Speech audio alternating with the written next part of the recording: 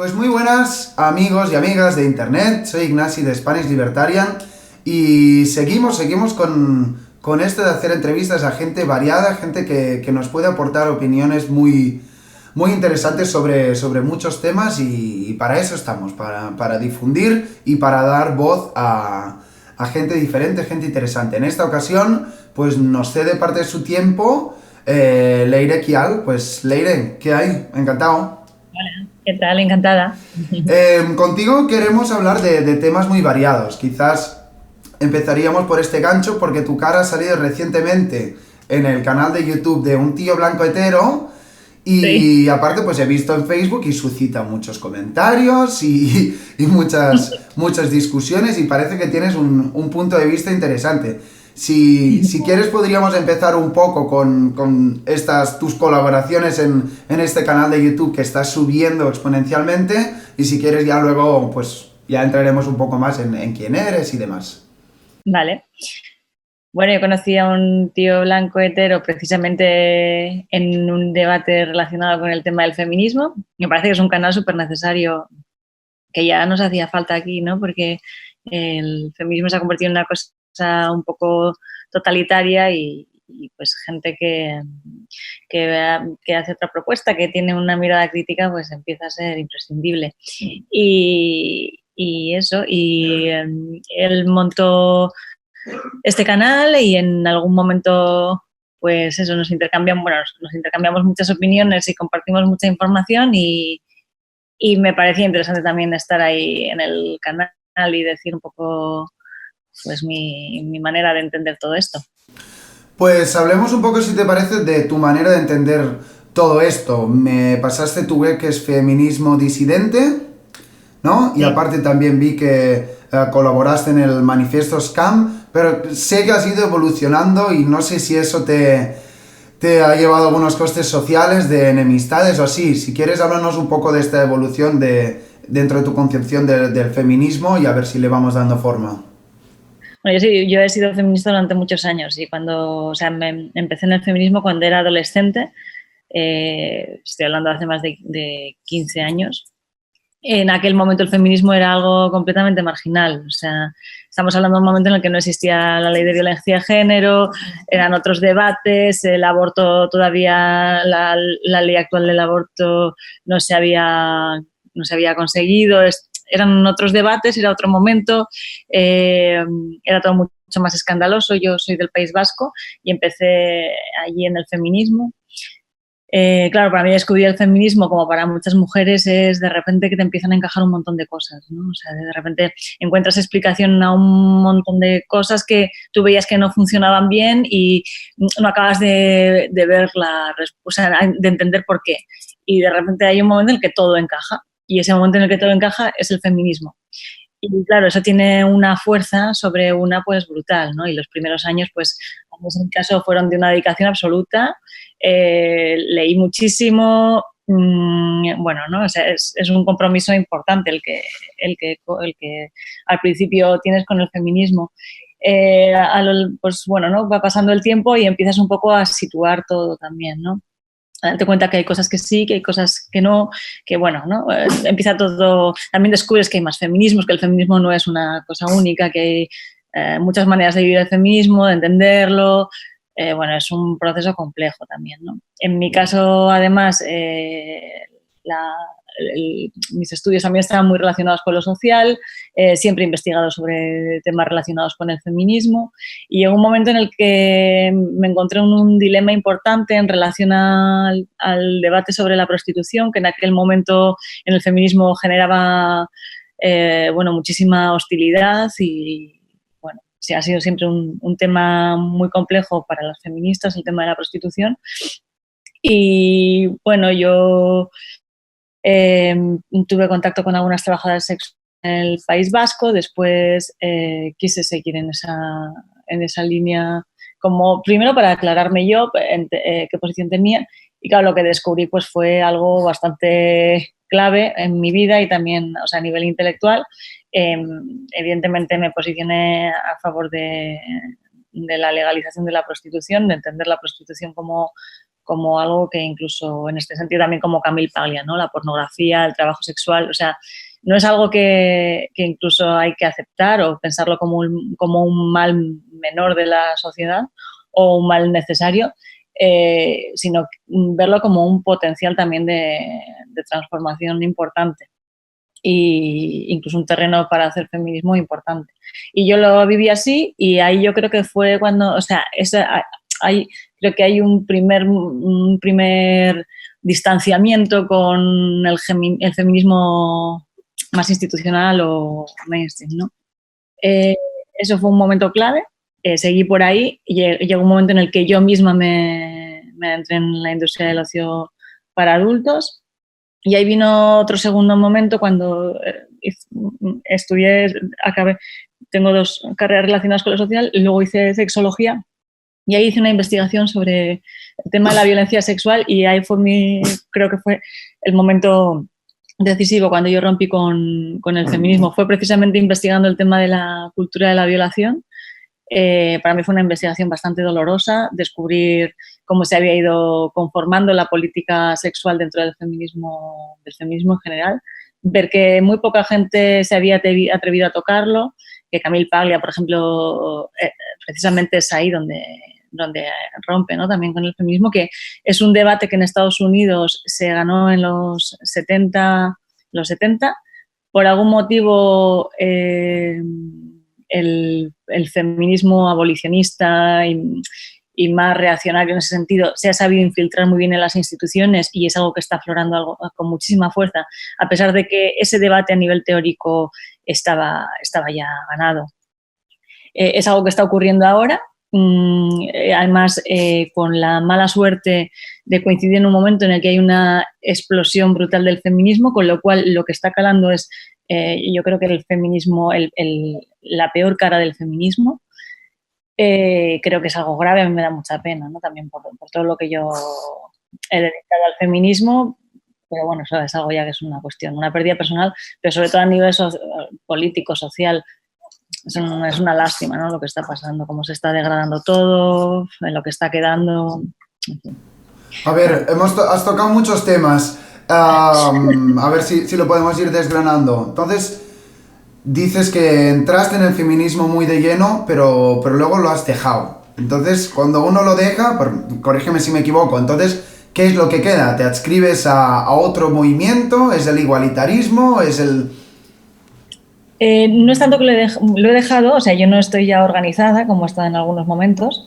Tengo amigas feministas, mantengo buenas amistades del feminismo y agradezco mucho que a pesar de las diferencias podamos mantener un vínculo que va más allá de las ideologías. Pero no estoy organizada ni tengo nada que ver con este feminismo convencional. Evidentemente sigo leyendo sobre feminismo, procuro estar al día de todo lo que se publica, ver un poco hacia dónde van las diferentes corrientes de pensamiento y personalmente me identifico con lo que se llama feminismo disidente, que es precisamente esto que te comentaba. Son personas que han pertenecido al movimiento feminista o a los movimientos feministas o alguna corriente del feminismo y que ha llegado un momento en que por propia deriva intelectual te encuentras con un dogma constitutivo del pensamiento feminista y necesitas pensarlo. Y lo que a veces lo que encuentras va en contra de eso sobre lo que se construye todo el aparato teórico. En mi caso fue el tema de la política sexual y con el tema de la violencia sexual. Camille Paglia también se encontró con algo parecido. De hecho, yo con Camille Paglia, creo que es el feminismo que viene, Camille Paglia, ¿no? No es el que pasó, es el que todavía no ha llegado.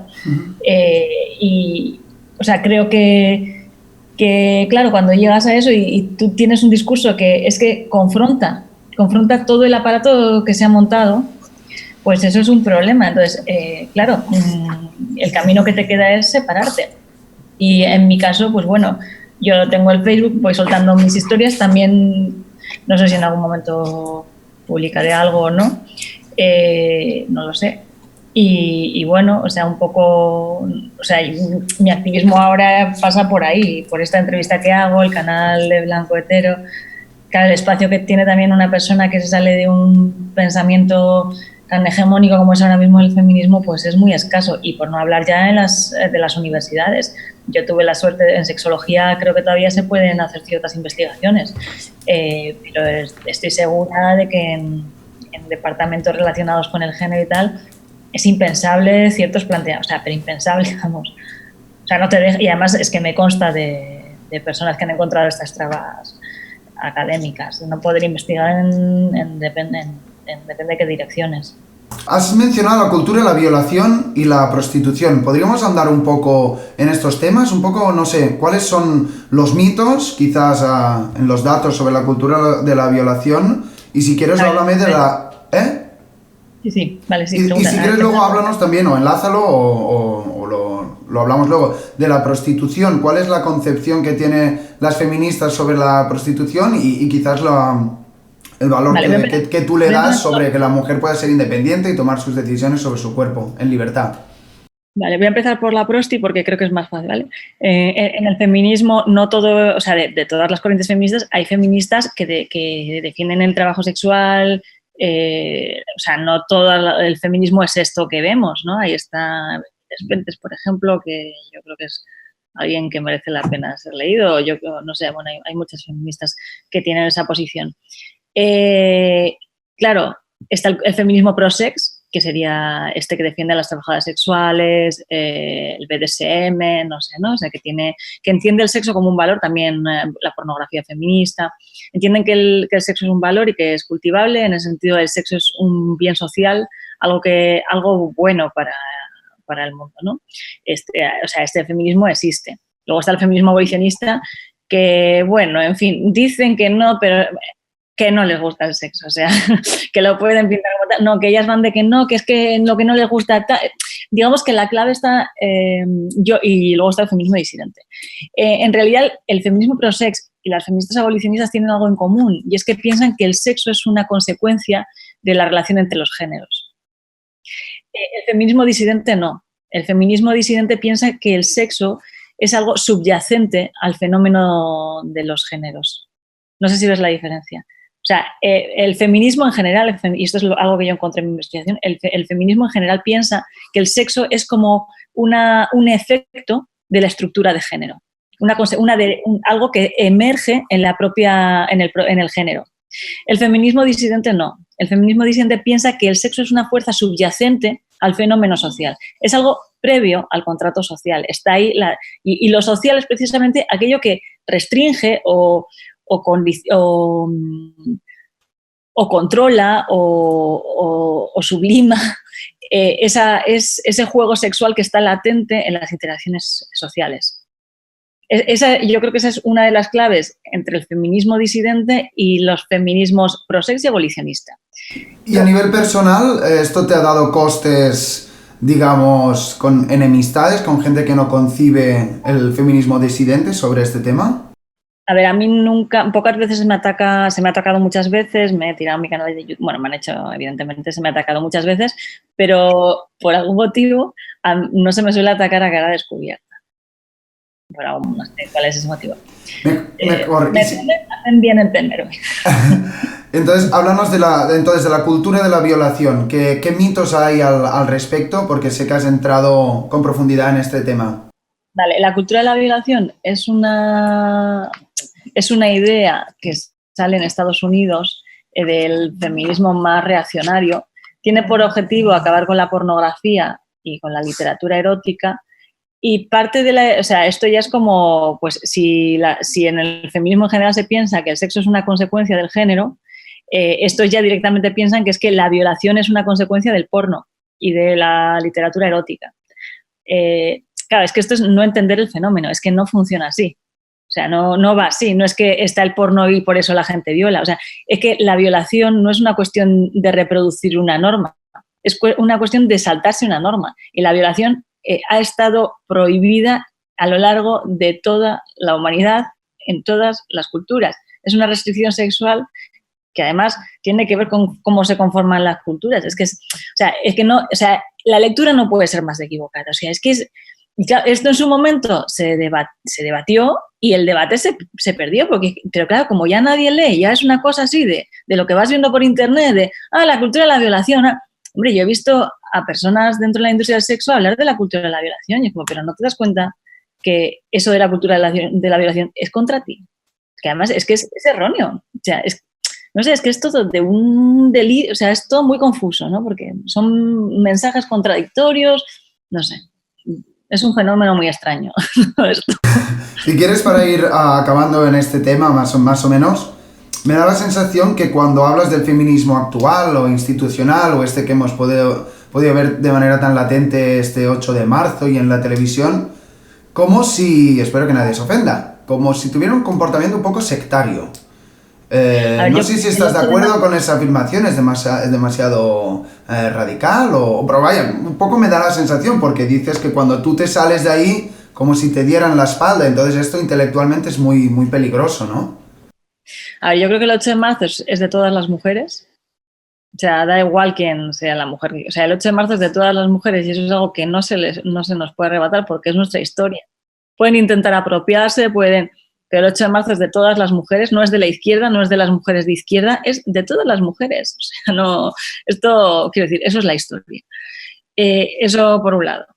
Que luego hay ciertas corrientes que intentan apropiarse de movimientos que son mucho más complejos, eso también es inevitable. Además, o sea, el feminismo siempre ha sido un poco así. Ahora es más escandaloso porque ahora tiene mucha presencia, pero siempre ha sido siempre está un poco en ese dilema, ¿no? Bueno, en esa guerra interna, porque es un movimiento muy plural y muy complejo. Yo sí creo que hay o sea, sí creo que el feminismo ha sido usurpado por ciertas corrientes. Ahora, no sé, ¿no? Parece que si no eres de izquierda no puedes ser feminista. Y como, bueno, no sé, ¿no? Creo que es un poco complejo el tema. Háblanos un poco para que la gente lo pueda entender.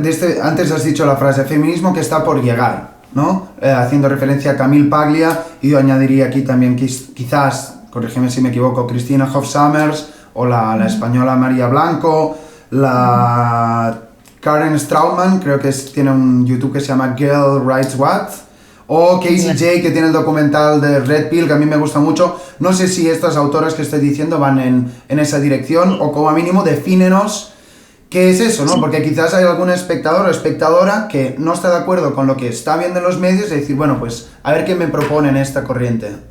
Claro, yo sí creo que ha habido mujeres valientes que se han atrevido a cuestionar el feminismo hegemónico, pues los casos que he citado, aquí en España María Blanco, que ha hecho una defensa del feminismo liberal que yo veo muy necesaria, ¿no? Porque también, o sea, es necesario y eso es lo que enriquece de verdad el feminismo, que una mujer liberal diga, oye, no me vais a quitar el feminismo, yo también tengo derecho al feminismo, ¿no? Y eso debería ser algo a aplaudir por una feminista de verdad convencida.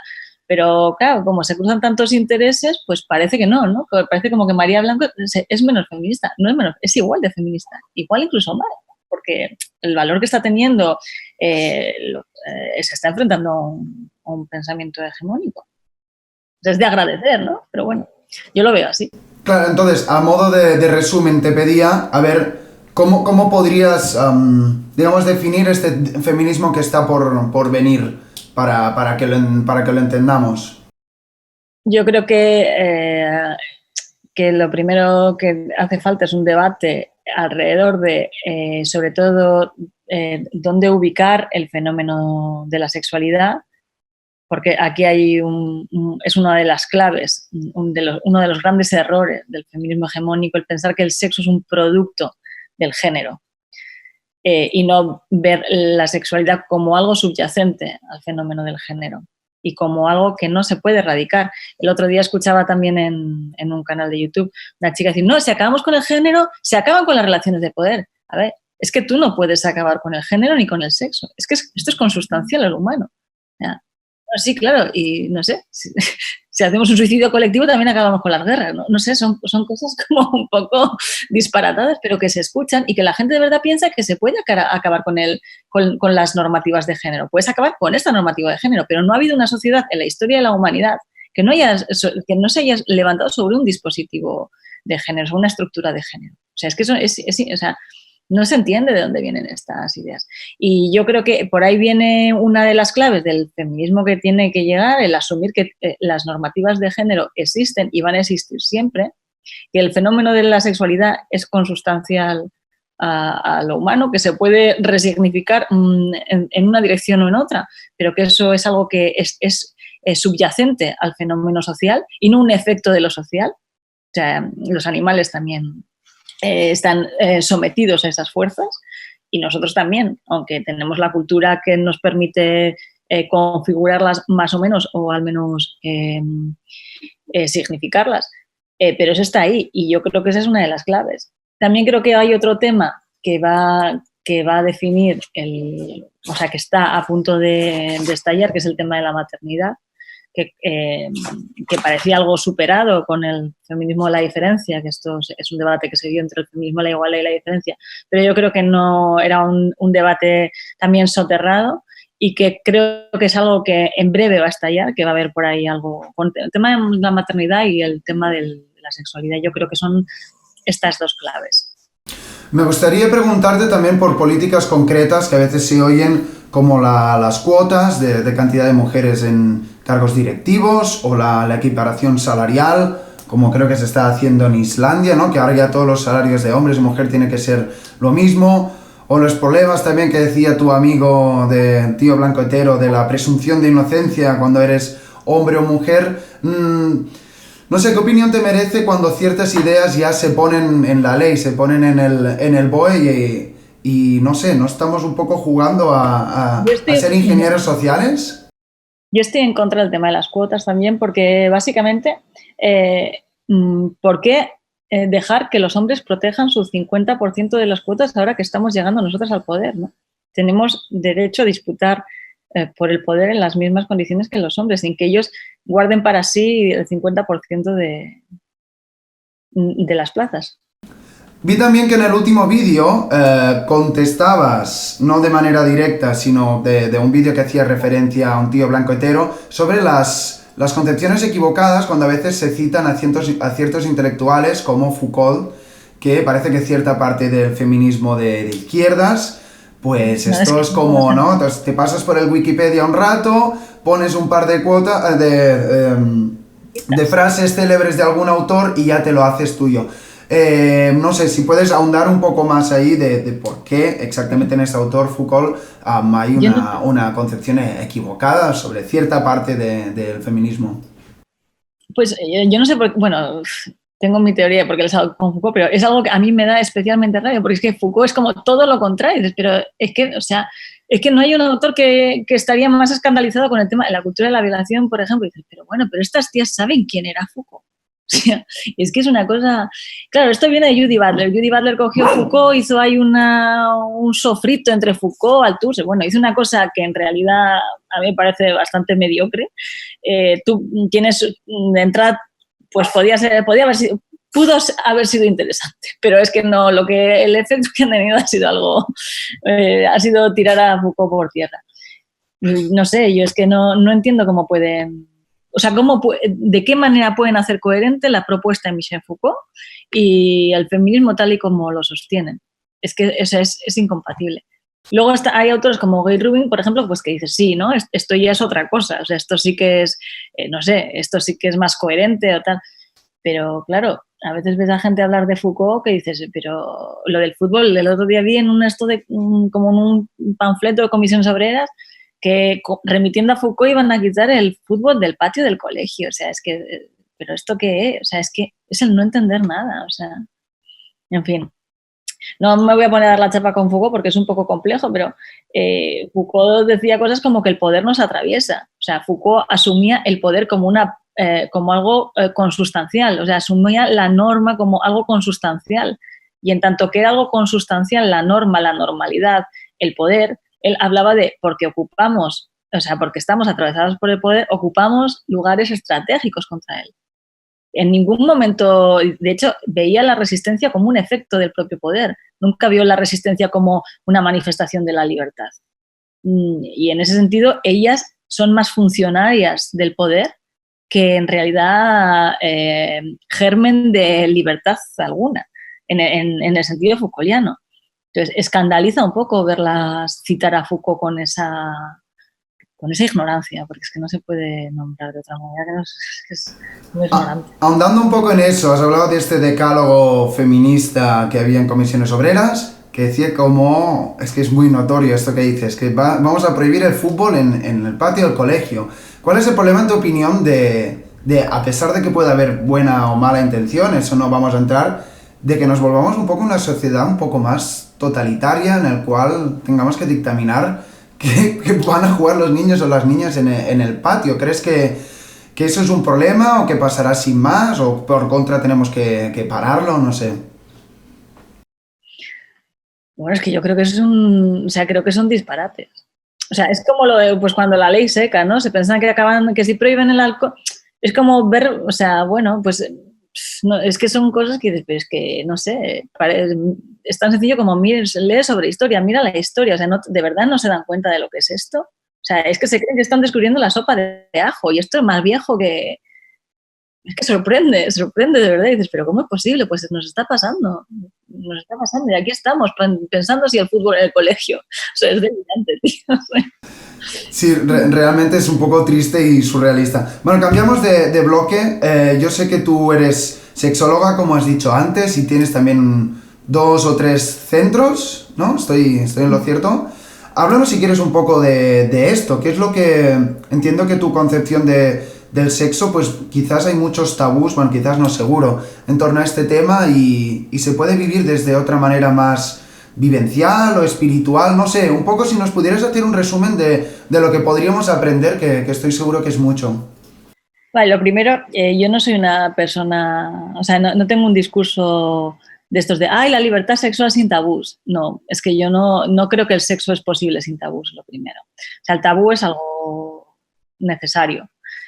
Otra cosa es la relación que tenemos con los tabús, ¿no? Y si un tabú o una persona que transgrede un tabú es susceptible de perseguirse en chivo expiatorio o no. Eso ya son otros debates. Pero yo creo que el tabú es algo necesario en la vida, que le da misterio, que le da sentido.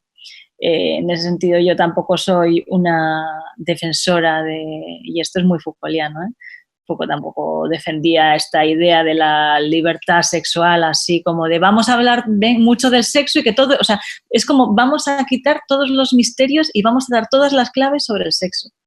Pues yo estoy en contra de eso. O sea, no es que esté en contra, o sea, tampoco estoy en contra, pero no creo en eso. Simplemente yo creo que hay cuestiones que es mejor preservar al misterio, a que cada uno las descubra de manera singular, a que no haya un discurso total y social sobre el sexo. Bueno, yo voy más por ahí. Sí creo que hace falta una normativa, ¿no? O sea, ciertas cuestiones que deben ser, pues bueno, que tienen que estar ahí de alguna manera marcando, delimitando, pues por el orden social y por lo que puede implicar también culturalmente y a nivel, pues bueno, ¿no? O sea, creo que hay cuestiones en relación a la sexualidad que deben estar evidentemente delimitadas, pero creo que esta explosión de discursos sobre el sexo y sobre la libertad sexual y sobre el desgranar a ciertos niveles el sexo, pues no, yo en esto no soy sexóloga, pero no creo que es el mejor camino. Supongo que en los últimos años has tenido pues muchas sesiones de terapias con diferentes personas. ¿Crees que hay algún tipo de problema que puedas ver como denominador común de parejas o personas individuales, de que tenemos una concepción quizás errónea, no nos miramos suficientemente a nosotros mismos sobre este tema y actuamos de manera automática? O no sé si... A ver, entiendo que también tendrás unos temas de privacidad, ¿no? con los clientes, pero vaya, no sé si hay algún tipo de denominador común que pudiéramos reflexionar al respecto. Yo creo que hay un gran problema y es que todo el mundo quiere entender el sexo, todo el mundo quiere saber del sexo, todo el mundo quiere saberlo todo del sexo, ¿no? Y eso es un problema. Creo que ese es no es un problema clínico. Yo tampoco creo que no soy muy clínica yo en este sentido. No creo que hay una función y una disfunción del sexo. Todo esto yo no es mi manera de entenderlo. Y sí creo que hay un mal que tiene más de político y de social que de clínico. Y es eso, ¿no? Esta obsesión con controlar el sexo, que es precisamente esa fuerza que no podemos controlar, ¿no? O sea, que de alguna manera es eso otro, el sexo, ¿no? Es eso que, como te decías, eso subyacente, eso que ingobernable. Y claro, creo que esa necesidad de control, esa obsesión de control del sexo, pues es también un reflejo del totalitarismo que pulula o que caracteriza nuestros tiempos, ¿no? Bueno, para ir más o menos terminando, también me gustaría entrar brevemente en otro tema, que es tu opinión quizás sobre YouTube o plataformas como esta. Estamos haciendo una entrevista por aquí, tú y yo no nos conocíamos desde hace 20 minutos, pero parece que algo está pasando. Tu amigo de Un Tío Blancotero, entre otros, hace un mes y medio que tiene su canal y miles de seguidores, de comentarios. Bueno, muy interesante. No sé, ¿qué opinión tienes al respecto? ¿Crees que se está creando otro espacio de debate y que creo que quizás nadie se lo esperaba, ¿no? Que fuera por internet. Sí, creo que eso tiene algo de muy potente, y es que efectivamente se están dando pues esta misma entrevista, ¿no? Y eso abre espacios que son muy interesantes. También creo que hay un peligro en esto, y es la rapidez con la que mensajes que necesitan de un tiempo para ser digeridos o de reflexión y tal, pasan uno detrás de otro sin apenas posarse. Y en ese sentido parece... es como esta contradicción, ¿no? De sí, el espacio se da y los mensajes se verbalizan. Pero ¿dónde va todo esto? ¿No? O sea, es también como yo el otro día con Twitter, yo no había tenido la experiencia de Twitter, que de repente van a llegar tweets, no sé, y claro, de repente, ostras, es que, claro, pero todo esto, o sea, es que es imposible a esta velocidad, que esto vaya, ¿no? Bueno, al menos mi propia experiencia, pues, no sé, ¿no? Con mis necesidades de un periodo de reflexión, de pensar, no sé, ¿no? Y como esta rapidez también, o sea, ya te digo, le veo las dos caras. Creo que tiene mucha potencia, pero también, bueno, es muy fácil, pues eso, eclipsarlo. Bueno, esto que has dicho va en relación con estas entrevistas que estamos haciendo aquí, que son más tranquilas y que nos damos más tiempo para reflexionar. Y con eso pues te haría la última pregunta, que también la he hecho en algunas ocasiones, que sería ¿qué le dirías a tus detractores o a la gente que va en contra de tus ideas? Pero más allá del troleo, ¿no? Que podemos ver en las redes, que si esto, que si lo otro, sino ¿qué es lo que quizás las personas que no entienden el feminismo disidente se están perdiendo, o por qué no abren la mente a entender otra concepción, ¿no? Que es la que tú estás apoyando? Vale, yo creo que yo incluida, o sea, yo hace poco, bueno, hace un tiempo, le escuché a Jorge de los Santos una reflexión sobre la comunidad que me hizo pensar mucho, y es que la comunidad no es el lugar donde todos pensamos igual y se expone. La comunidad es el lugar donde se da la diferencia, donde es posible la diferencia, ¿no? Y en ese sentido, algo aplicable para mí, para todos, ¿no? O sea, para la manera de hacer comunidad, es pensar que aquí todos estamos convencidos de que estamos haciendo el bien y de que luchamos por eso, todo el mundo está convencido, ¿no? Y claro, cuidado con esto, porque es que las mayores atrocidades de la historia se han hecho en nombre del bien, no del mal, ¿no? Entonces, no sé, ¿no? Un poco de perspectiva sobre uno y también sobre el otro, ¿no?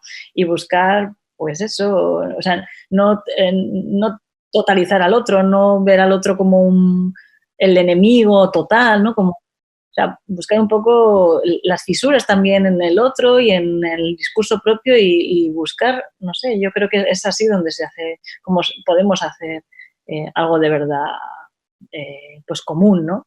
Y común me refiero a hablar con el diferente, ese es el sentido de la comunidad, y no tanto, o sea, totalización del aquí todos van a pensar como yo, porque yo tengo el pensamiento mejor para todos. Bueno, me gusta mucho esta reflexión y va en la dirección de este mismo canal, ¿no? Que siempre es preferible el diálogo, el respeto, la tolerancia, el debate y las diferencias, y bueno, y entonces argumentar, contraargumentar. Pero la pregunta que me surge cuando dices esto es, no sé, ¿cuál es la motivación para querer callar al otro? ¿Es el autoengaño, resentimiento, odio? Bueno, yo creo que a veces, o sea, nos ocurre un poco, no sé, ¿no? A mí supongo que también me ocurre. Cuando tú te comprometes de cierta manera con un discurso ¿no? y te llegas a creer que algo es posible y le dedicas tiempo, y claro, luego es muy doloroso aceptar pues que puedes estar equivocado, ¿no? O no equivocado, ni siquiera equivocado, sino que las cosas también pueden ser de otras maneras. O sea, yo creo que ese ejercicio, o sea, creo que es un ejercicio imprescindible, pero a la vez muy, muy difícil, ¿no? O sea, me incluyo, vaya, o sea, hablando de mi propia experiencia. Yo o sea, aceptar que, bueno, ¿no? que podía haber estado haciendo malas lecturas sobre muchos, bueno, sobre los hombres, eso no es nada sencillo, ¿no? Pero es algo necesario.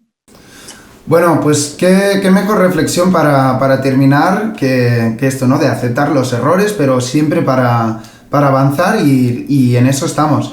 No sé, la última pregunta quizás, o no es ni una pregunta, es, no sé, ¿dónde te podemos encontrar? O no sé si es en la web o así, para saber más de ti, si alguien quiere pues seguir tirando del hilo.